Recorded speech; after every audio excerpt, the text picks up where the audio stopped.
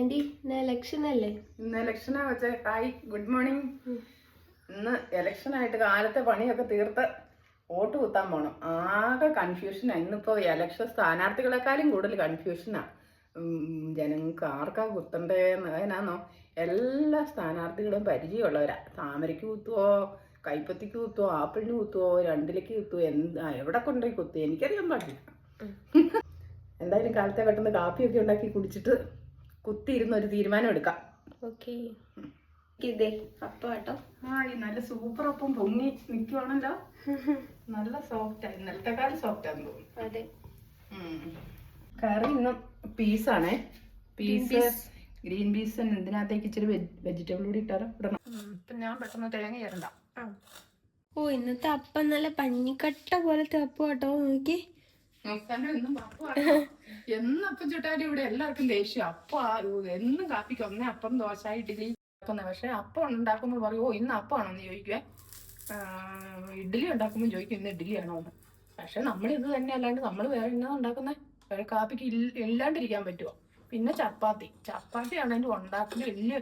എനിക്ക് വലിയ പാടാ പരത്തുന്നതേ.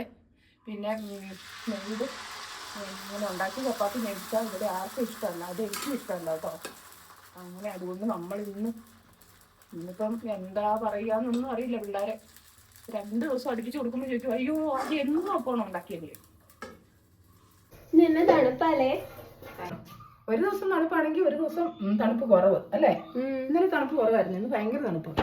വൃശ്ചിക മാസം അല്ലേ? വൃശ്ചികം ധനു മാസത്തിലൊക്കെ വിറവിറക്കുന്ന വൃശ്ചിക മാസം എന്നാണ് പണ്ടൊക്കെ പറയുന്നത്.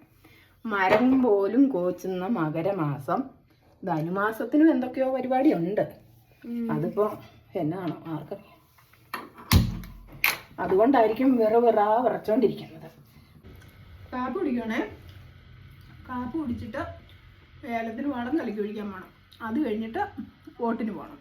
അതാണ് പരിപാടി. അപ്പൊ എല്ലാരും കാപ്പി കുടിച്ചോ? ആന്റി ബീൻസ് മൂത്തല്ലോ, ഇത് പറിച്ചാലോ? പറിച്ചൊന്ന് കറി വെക്കാം. തോരൻ വെക്കാനൊന്നും ഇരിപ്പില്ലല്ലോ. എന്താ അവിടെ തപ്പുന്നു? ഇവിടെ തപ്പുന്നത് ഈ വഴുവിനെ എല്ലാം മൂത്ത് പോകും. ഇനി നിന്നാലേ ഇതല്ലാതെ പറിച്ചാൽ സ്കൂളിൽ കൊണ്ടുപോയി കൊടുക്കാം പിള്ളേർക്ക് കറി. ശരിയാ. ഇവിടെ നിന്നോട്ട് കൂട്ടത്തും ഇല്ല. മൂത്ത് പോയാൽ പോകുകയല്ലേ. സ്കൂളിൽ പിള്ളേർക്ക് ജൈവ പച്ചക്കറികളൊക്കെയാണ് കൊടുക്കുന്നത്. അപ്പം നമുക്ക് ടീച്ചറിനോട് വിളിച്ചു ചോദിക്കാം പച്ചക്കറി വേണമെന്ന്.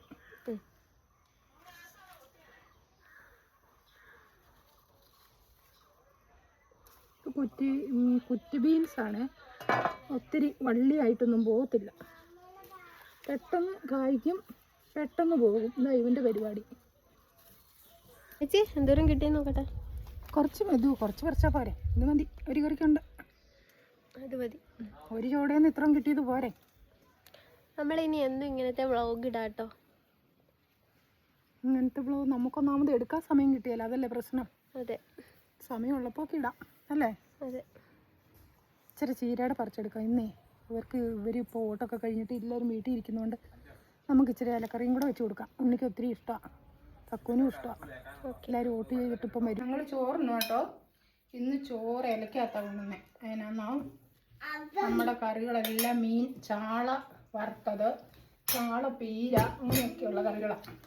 അപ്പോൾ ഇലക്കകത്ത് കൊണ്ടുപോകണമെങ്കിൽ നമുക്ക് കുഴപ്പമില്ലല്ലോ. പാത്രമാകുമ്പോഴേ നമുക്ക് ചാളയുടെ കഴുകിയാലും മണം അങ്ങോട്ട് തോന്നുവേ. അതുകൊണ്ട് നമ്മൾ ഇന്ന് ഇലക്കകത്തായിട്ട് കൊണ്ടുവന്നേ.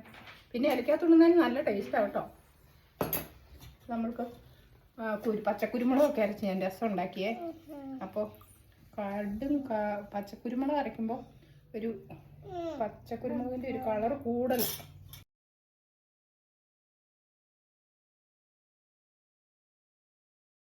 ഊണൊക്കെ കഴിഞ്ഞിട്ട് 3 മണിയായി കേട്ടോ.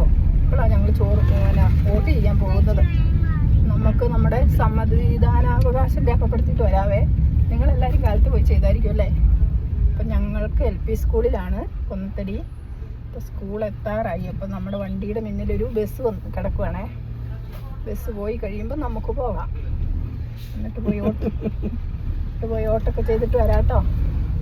വോട്ട് ചെയ്തിട്ടുണ്ട് കേട്ടോ.